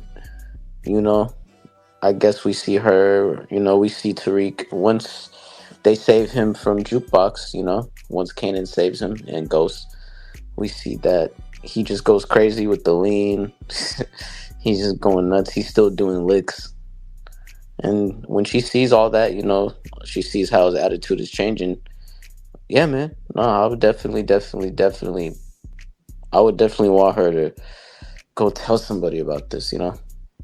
No, she's just a concerned sibling, but she ain't doing shit. Yeah, it's sad. I know she's not trying to betray her twin brother's trust, but sometimes it's just it crosses a line. Right. Always comes to that. It's just crazy though, with like ghosts and stuff, and like how he's trying to save face, and then remember how like during his development project, like during that area for the Queen's Child project, we see Maria Suarez. She sees him outside. He's freaking out, and you're like, "Holy crap!" Season one. Oh shit! All she sees is his face, though. We're like, what the heck? But she does recognize his voice. But I don't And know if that's really much to go off of. I know that's clever. It's something you think about that wouldn't probably hold up much in court, just because it's like, oh, I recognize his voice. He's the one who did this. Like, really, really? Like, how are you going to be able to authenticate that? It's like, I don't know. But I like the writing's perspective, because you have to remember she was blindfolded. She never saw. I mean, I know she was blindfolded, right? She just recognized his voice. That's what it was. Yeah, literally just his voice. Yeah. So when she got that memo of his voice, it kind of registered in her head. It's like you don't forget a voice, right? That's the You thing. don't. Someone who's iconic to you, remember, and killed her husband. So one thing to think about, really. Yeah, and then also we see he's speaking in Spanish, like how he did when in episode one, season one, episode Yeah, one. exactly. The dialect, the certain dialect click in people's heads too. Yeah, she said, I heard this voice before. It's like, dang, like, this guy's gonna have a problem to deal with if she comes out. So that's gonna be something to deal with later in this topic. But while all that's going on, when he's working with Rashad Tate, we see Rashad Tate. He invites Dre over to meet up with him and Ghost to talk about the Queen's Child project and all that, just the redevelopment and all that. And then we see that some of the Toros Locos are standing on the land that they traded for Julio. And then after that, while all that's going on with Julio dying, we see Tommy. You know how Tommy's taking this. He's not taking it really well. You Pissed know, he, off. yeah, he's pissed off. He's trying to go to war with the Jimenez. He gave them a proposition. While Dre was there, Dre watched what went down. So he tells this to Ghost, and then Ghost is like, "Man, war is not good for anyone." So we see Ghost go back to Tommy, and he tells him, there's a way for us to deal with them. Remember that? The way to deal with the Jimenez. Yeah. And then we see he finally meets Alicia and Diego, and then he tells them we killed Oh, that's cute. Lobos. That's cute how you're trying to take credit and all. But yeah, that was us. Yep. That's what Tommy said. Tommy threatened them with that in their first meeting. I think that's when Dre found out it was Ghost and Tommy that killed Lobos. Yeah, they were surprised. He was surprised on the spot. He didn't expect that. Yeah, because nobody knew about that besides Tasha. Mm-hmm. So when he found out in that room, he's like, "What?" He's like, "These niggas is really at the top." He's like, "Damn." So we see Tommy threatens to get that secret out. So that honestly didn't work though. Because there's violence isn't really gonna like solve the issue. So we see the way Ghost handles it. It's more diplomatic. Then Tommy's approach of violence. Yeah, pretty much forces their hand. Then we see that it's pretty much on them to come up with terms. So it's in our eyes, it's like, okay, everything's fixed with the Jimenez. They should be good. That's what we're thinking, right? Wrong. Oh my goodness. But a lot of that came from Dre. Because during their meeting with the Jimenez, we see Dre, as the Jimenez is leaving, he's just staring at them. It's like giving them ideas. He already fucked up by almost having Tariq killed inadvertently, getting rid of Julio, setting them up. So what he's thinking, it's not really far-fetched because he's already headed that way. So We And see Tommy, I him, think Tommy knows Dre got Julio killed too. He just can't prove it. and he knows that he has something to do with Tariq getting kidnapped by Exactly. by Kanan and Jukebox, but he doesn't have proof. But he knows, like in his mind, like this guy got something to do with it. So Dre's pretty much been like the black sheep of season 4. He's really pretty much been under the radar, bro. And then, we see him have that meeting with the Jimenez and the Toros Locos by himself. Mm-hmm. They're like, why are you taking this meeting? I'm sure your bosses, your business partners don't know. And then he's telling them, I could help you guys, I could deliver, you know, drugs, at the hotel because he's working with Karen Bassett. So he's delivering to ship their drugs over to Paris and stuff. He's giving them all these false ass promises pretty much as to why he should be their distro, you know? Yeah. And I think he even tried to gain the Toros Locos to side with him too in agreement. And all the other leaders too. And Cristobal. I forgot Cristobal, but it was instrumental in this. And he was very instrumental in Dre's rise to power. Making sure he's there. Yeah, because he needed to be backed by somebody. If he's gonna go against Ghost and Tommy, he's gonna need help. So it's a good thing for him to build up these alliances now, so that later when he does deal with them, he's gonna have help. So Cristobal definitely somewhat of an underrated character, under the radar character, you could say. Yeah, he handles his business pretty well too. Very, very well. So while all that's happening, we see Mike Sandoval, like you said, he's moving around way too much.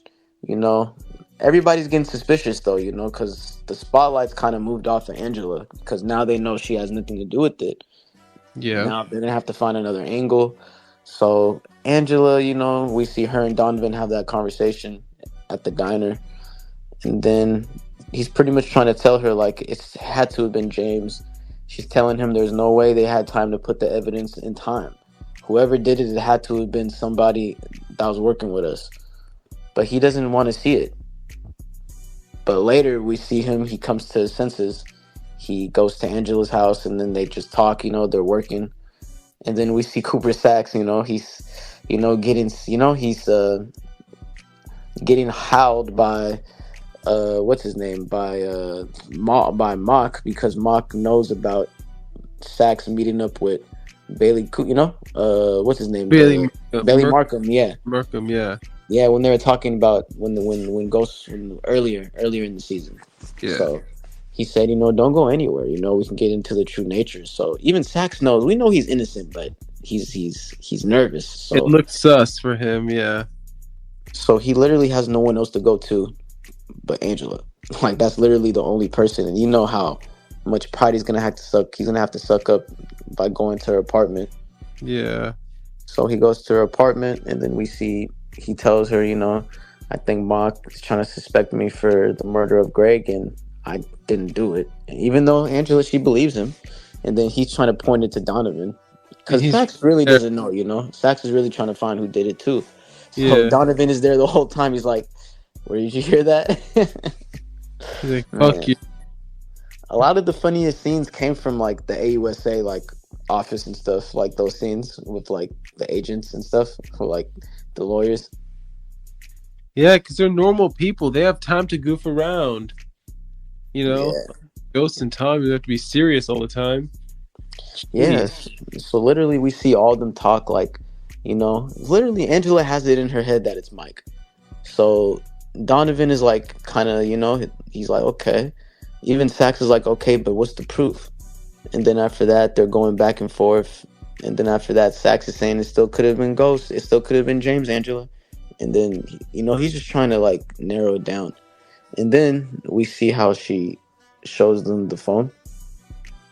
She shows them the Hugo Sanchez's phone that was given to her by James. God. And Zach shuts that shit down right away because, as he says, the only evidence they have is a phone with a shaky chain of custody. And they said even if Sandoval is even if he is guilty, he's what's gonna stop him from not getting to them? So he said if he is, then damn, they pretty much come to the conclusion that like it could be him. So then they come with that plan. Sax was in on the plan to bring him to the bar and then to tell him like all that information. So they all go to Mock and they tell him that they think it's Mike. So then they come up with that plan, remember? Yeah, To like to for him to for them to for them to for him to pointed them out to to bring him to Angela. yeah, they're gonna say basically they're Sax is trying to say you're right. We think it's Angela, and basically at that point that basically led Sandoval over to Angela's in that sense.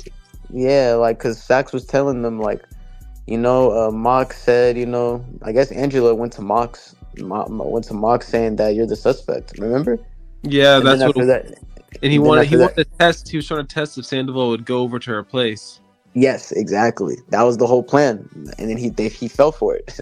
He literally fell for the plan, which was crazy. That's how they knew. I mean, it was crazy because they were all the surveillance team, so everyone already had it. So I guess they all went to everyone already had it planned. I guess, which was good. So, we see Angela and him have a conversation. We already know what he's trying to do. We already know Angela. We already know she's not stupid. No, yeah. The thing is, from a viewer's perspective, we already know who it is. The writers just have to make it logical as to how everyone in the show can know it's Mike. And they did a great job. I mean, the thing is, like Mike kind of played himself basically. Like you knew Cooper was giving you information, and he didn't think maybe, wait a minute, Angela's turning me in to Mock. This is, you know what I mean? Like he could have analyzed the situation, maybe think, is this a trap, a setup? Should I actually go to Angela? Is it worth it? You know what I mean? Yeah, no, definitely. I was like, wow, he really went there. He's trying to tell her that I know you think I'm the one that killed Greg. It wasn't me. And then she's telling him the reasons why she think it's him. She says, I know you. You told the federales, the day of the meet that it was somewhere else. It would have taken us across town. I know you did this. I know you did that. I know you were at Hugo's apartment. Greg was onto you. She's pretty much telling him everything. Everything. That's true. Everything she knows. And then he pretty much tells her. He breaks down, saying, "Man, I had to do it. He was gonna kill my daughter." That's when he finally admitted it. I was like, yes. That's what everyone knew. Like that's fucking admission. Go, go, go. Yeah, Donovan was not gonna let it happen. He was not gonna let him kill Angela, especially after, because the last time he had his back against the corner, he killed Greg. Last time he was confronted like that, so he was gonna kill Angela, but Angela's ready. She got the banger on her, behind her, shot him in the shoulder. He was about to tell her this, that. Before she shot him, we saw how they all left except Cooper. He's trying to hear the radio. And then you see Mike. He's saying, "I got secrets on you too, Angela. You're not perfect. This, that." And then we see Angela. She took out the wire. She's very slick. No, she's slick. Very. But yeah, the thing is, I thought from a viewer's perspective, I thought they were gonna give us like, I heard things from Lobos about you through your friend Ghost. You know what I mean? That kind of stuff. Kind of like that would have made a very interesting dynamic. Yeah, that's what I thought was gonna happen, but once all that was going down, it's just so crazy, bro. I'm like, dang. And then after that, like, I'm surprised he didn't mention his name at all. None of that, which was good for her. Mm-hmm. But seeing how Cooper was trying to hear more information, and then him and then once after Mike got arrested, Mock said, "Are you okay?" Angela said, "Yeah." And you saw Cooper gave her that look, like we kind of knew, like, wow. Angela's definitely he's basically like Saxon's basically gave the look of, I mean, we caught the guy, but like, this isn't over because there's more to uncover than what's actually, they may have just gotten Mike, but there was more to it. You know what I mean? Like there's you, even if you win a case, let's say, that it's better to have extra evidence that you don't use, just so that way you can have that for the future. And I think Sax was looking into the fact that there was some dirt on Angela that could have been used for a later case or something. Yep. And so we see, pretty much. So we see all that happen, and we see Angela, she goes over to Terry Silver, Ghost's lawyer, tells him that Mike Sandoval was the one that killed, Greg Knox. He was the mole. So James is gonna be free. He's gonna be processed. His name is gonna be cleared. Amazing news. She said. She even threw in there. You should. He even Terry was already gonna tell James, which he was supposed to, but then she also mentioned, and since Proctor suspended, he won't hear any other way. So you should tell him to, which he does. He tells both of them. We already know what's gonna happen once he tells them Mike Sandoval is the mole. Like, we already know Ghost, Tommy, and Proctor are gonna plot. We know they're gonna be in a room together plotting because they know he's a Fed. He's gonna snitch quick. He already talks to Mock saying, I'm gonna, you remember? Yeah, no, basically, yeah, with every case that Mike's tried. Remember, this man is a top level West Coast California prosecutor.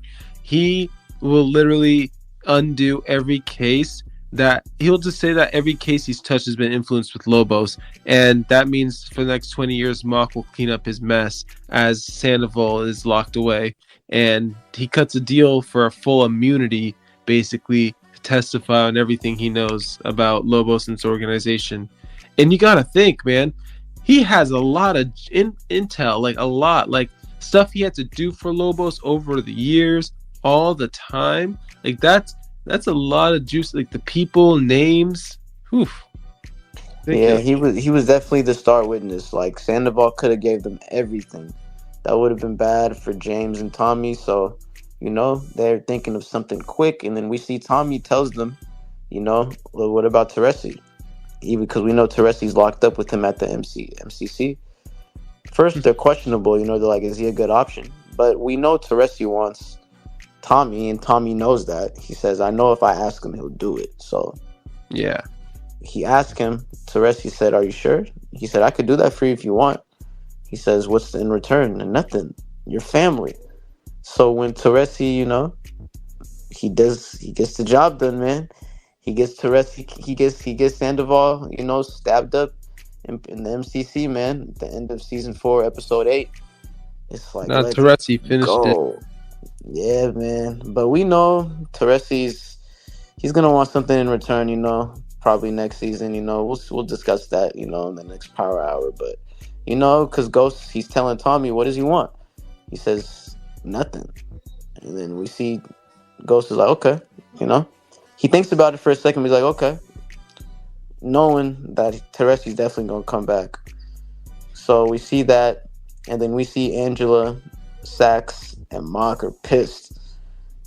We were the only ones that knew. What the hell? How did this get out? We see, Mock and Sax leave the room. We see Sax side-eyeing Angela a little bit, but, to be continued. And then we see Angela with the final message to Mike Sandoval. That was for Greg. Yep. That was... Greg got his, we see Greg get his justice finally, so... That was justice for Greg, the whole season. That's all we wanted. Because he was an innocent man, just trying to get the bad guys. So it's good to see that his death was avenged. No, he was definitely the good guy in this show, for sure. Yeah, so while all that's happening, we go back to Dre. He's being a snake, He's trying to discredit, everything Tommy's doing because he wants to be at the top now, He talks to Crystal Ball saying Ghost is always underestimating him, Kane and Tommy. He has to be the one that's at the top. So, we see his distros are all getting, like, tired of him, Tommy. Like, 2-Bit, Father Callahan, like, Poncho, everyone's getting tired of Tommy, because Dre's disrupting everything. He's burning shipments. Crystal Ball's helping him mess up the distros, like, messing up all the orders. Messing up everything. Because we saw everything get burned, and then after that we see Tommy, he's going through it, he's just doing his little coke, he's just like going through all these issues, he's trying to go to war with the Jimenez, Ghost is trying to tell him, like, how could you mess that up so quickly? Because Tommy is trying to demand the money for his Primeras from what he did from killing Milan, like he wanted the money back from that. So Ghost gave that back to him. They got into it. He headbutted him. And then we see that. Even after he got the shipment, Dre still fucked it up. And then he goes back to Jason, and then Jason is hesitant, saying, "Why should I do this for you? Like, this is not my fault. This is not my problem." And then he convinces Jason to give him the money. As soon as he goes to the Primeras, they're out. Everything is done. Father Callahan tells Tommy, "I'm done. I don't want anything to do with this. I'm not trying to go to war." So Tommy has nobody. He has all this product, but no soldiers. No one's gonna go help him. And then he yells at Dre. Dre tells him, "Hold up, I've been trying to do everything for you." This is what Dre wanted. He wanted Tommy to get mad so that he has an excuse to leave. He has an excuse to cut ties with him and James. Yeah. So that really fell into Dre's plans because he was able to tell Tommy, "Fuck you. If I leave, if I'm gone, if I leave now, I'm gonna leave for good." Tommy doesn't give a shit at this point. He lost all his Primeras at this point. He don't got nothing.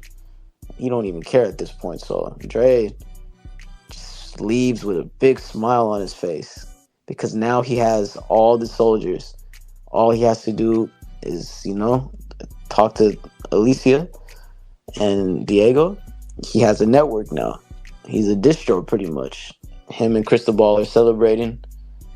Dre is talking about how people always underestimate him.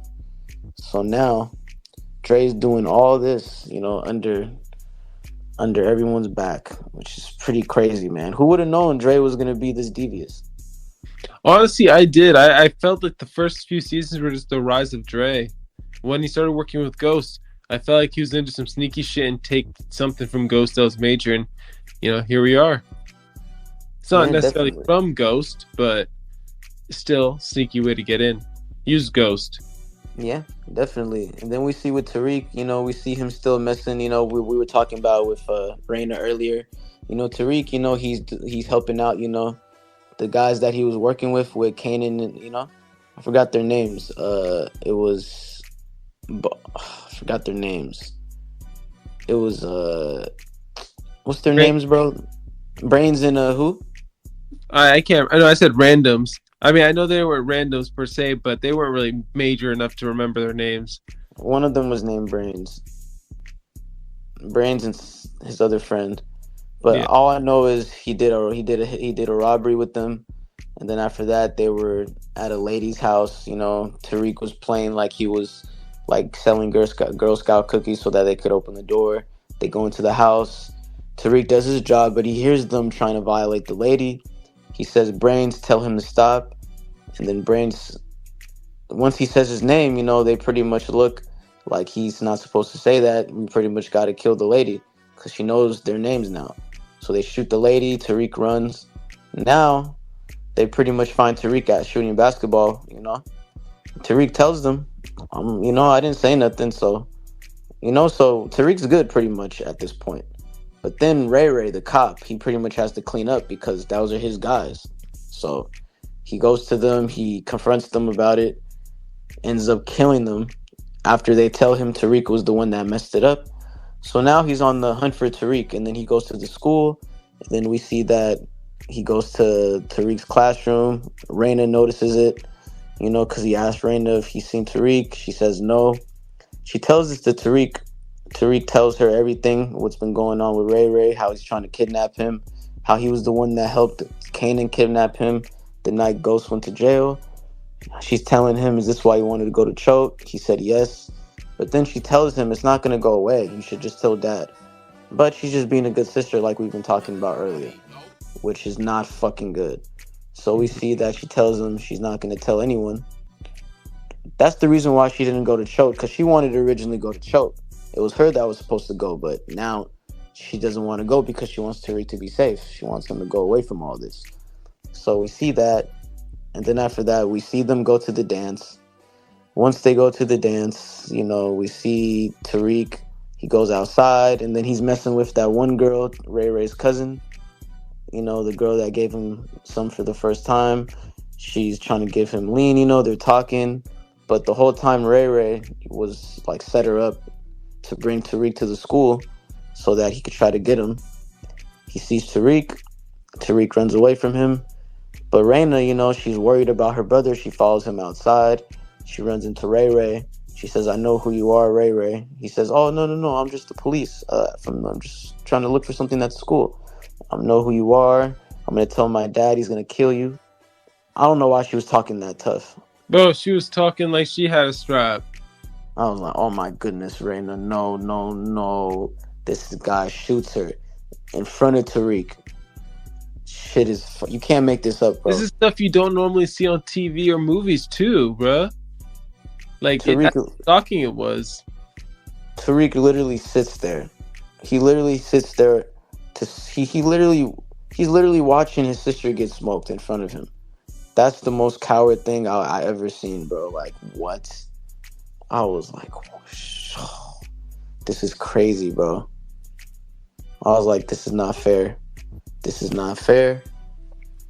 And then we see Tariq tell the police, and he tells Ghost and Tasha that he did not see who killed Raina. Of course, he's not going to say anything at first. He's traumatized. The whole family is distraught. They keep telling him, if you didn't see anything, if you saw something that you couldn't tell the police, you could tell us. He's still denying it, but they know he's not telling the truth. But at first, James is thinking that it was the Jimenez that Oh, killed Reina. As you remember, that they were on Julio's land, the with the Toros Locos and stuff, with Tommy and all that. So he's thinking it was over that. And then Tasha's telling him, you got to fix this. So everybody's fucked up right now. The whole family's fucked up. Everyone, Angela finds out about it as Angela also becomes the head of criminal. We see Tamika, she's also gets transferred into the division. She pretty much like gives Tamika ultimatum, because she's threatening to go to another like office, another division, like another like because she wants to be head of criminal. She deserves it. So she gets it over Mock and Sax, and we know Mock and Sax. They're beefing over it. They're mad over it. So we see all that going down. So we see Sax bring up in the meeting that that Raina got killed. Angela's distraught. She tries to go talk to James, telling him, revenge is not going to get her back. James, on his mind, it's just murder, murder, murder, him and Tommy. So we see them chase around the little Toros Locos, the dude that killed, that got killed Julio, Omar. yeah. What's his name? Was it Omar? Uriel. His name is Uriel. Uriel. Yeah, his name is Uriel. And then before they kill Uriel, he tells them that Dre is the one that set him up to kill Julio, because they know that he wasn't the one that killed Reina. So James forces him to tell him, who did you ever make did you ever make a move against any of my family? He tells him, I killed Julio because of Dre. But this guy Ghost doesn't care about that. Reina dying like pretty much does not. It pretty much blocks everything out in his mind. So he kills him without finding out more information about that, which he could have. But Tommy tells him he was talking Dre, this, that. So now Tommy knows that Dre's been moving dirty this whole. Now we know. Now Tommy knows Dre's been moving dirty.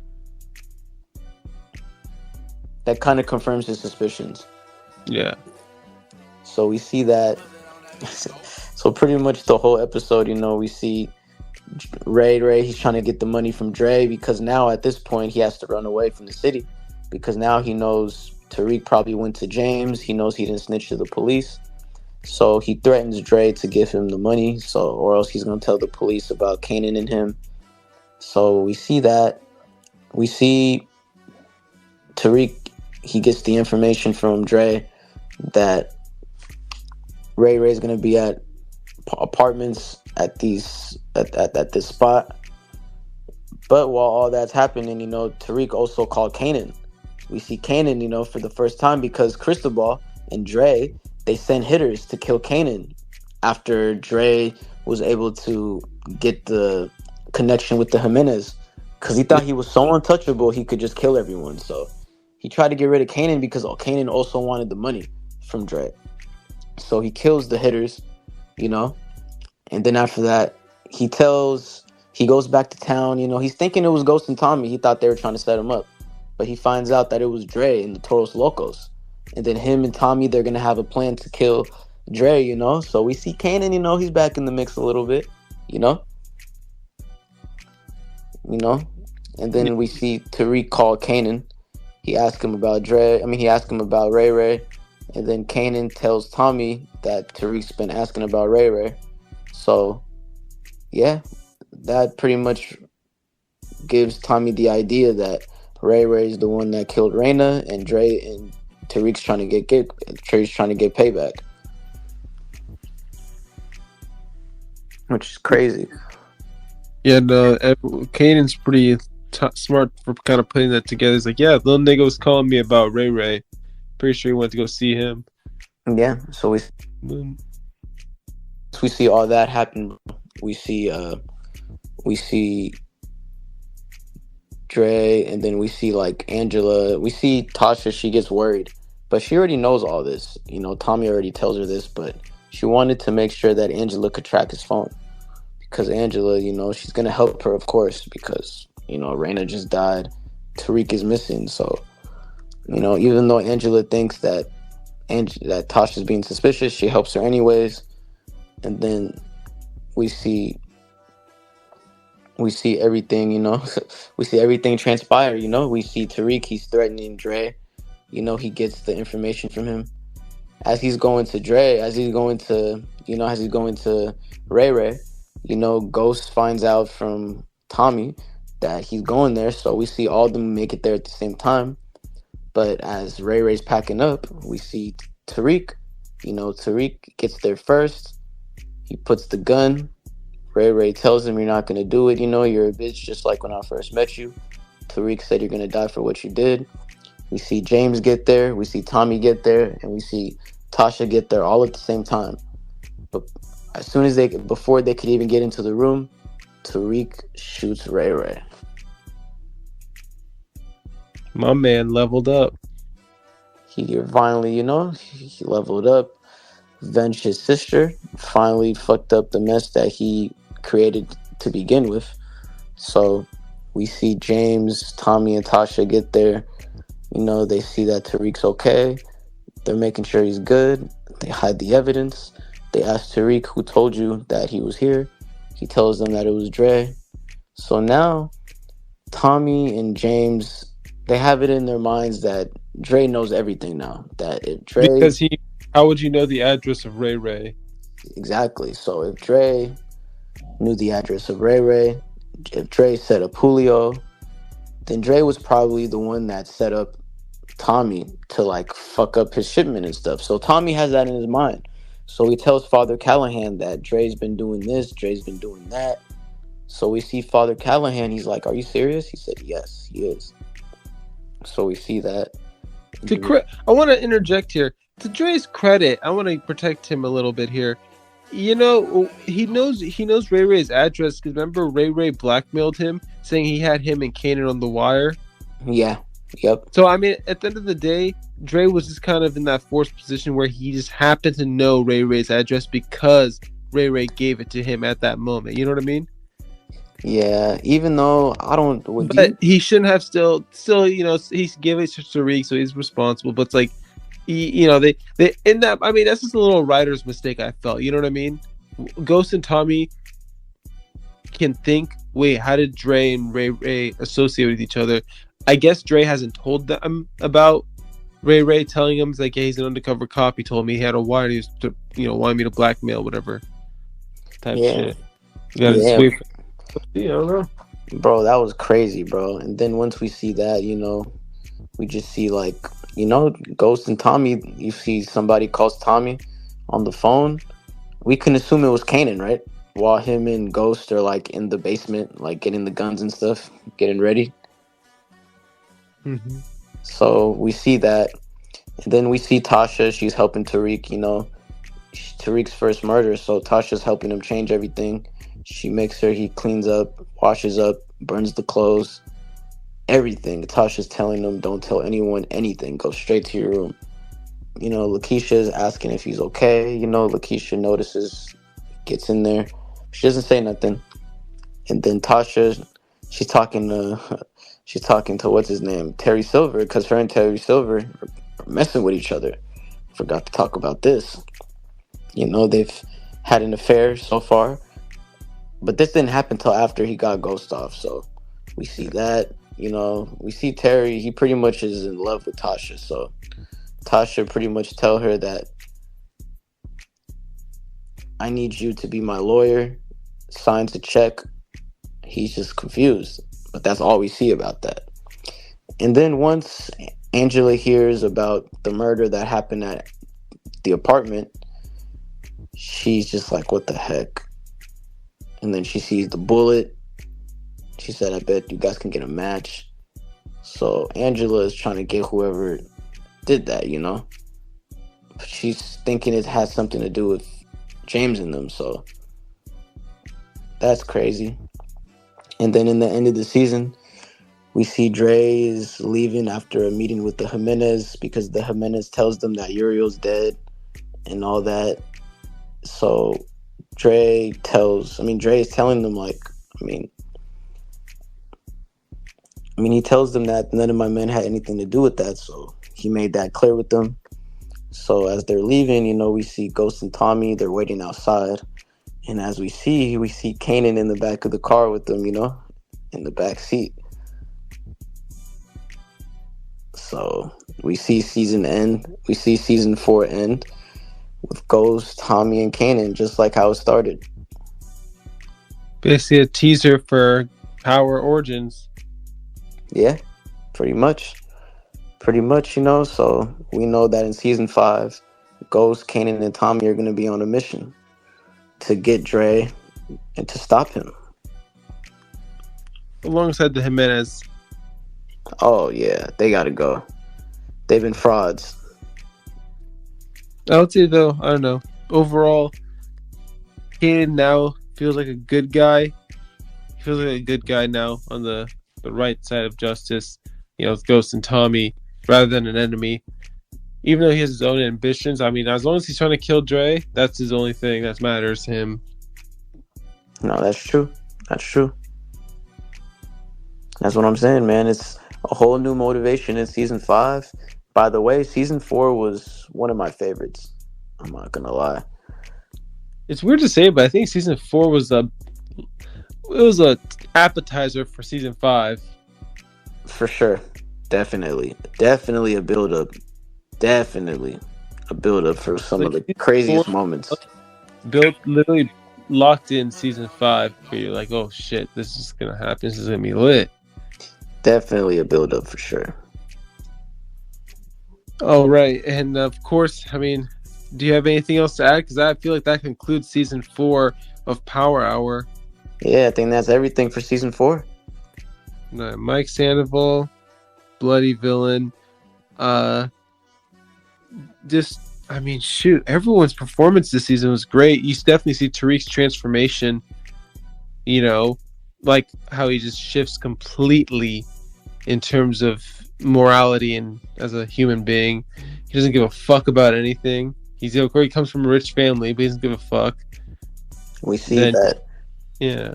We see that he's definitely Ghost 2.0 now. Ghost 3.0. I thought Dre was Ghost 2.0, and now we see the final form, Tariq, Ghost 3.0. A little bit of Kanan in him.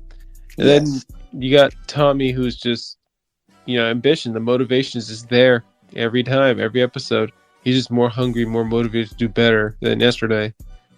That's facts. Yep, he's hungry for it every day. That wraps it up. Of course, I would say if there's any questions, you just follow us on the social medias. You have anything else to add? Nope. I think that's all we got for season 4. Season 4 we out, and season 5 of Power Book 1 season 5, the Power Hour will come through ASAP. Ladies and gentlemen, take care. Peace out.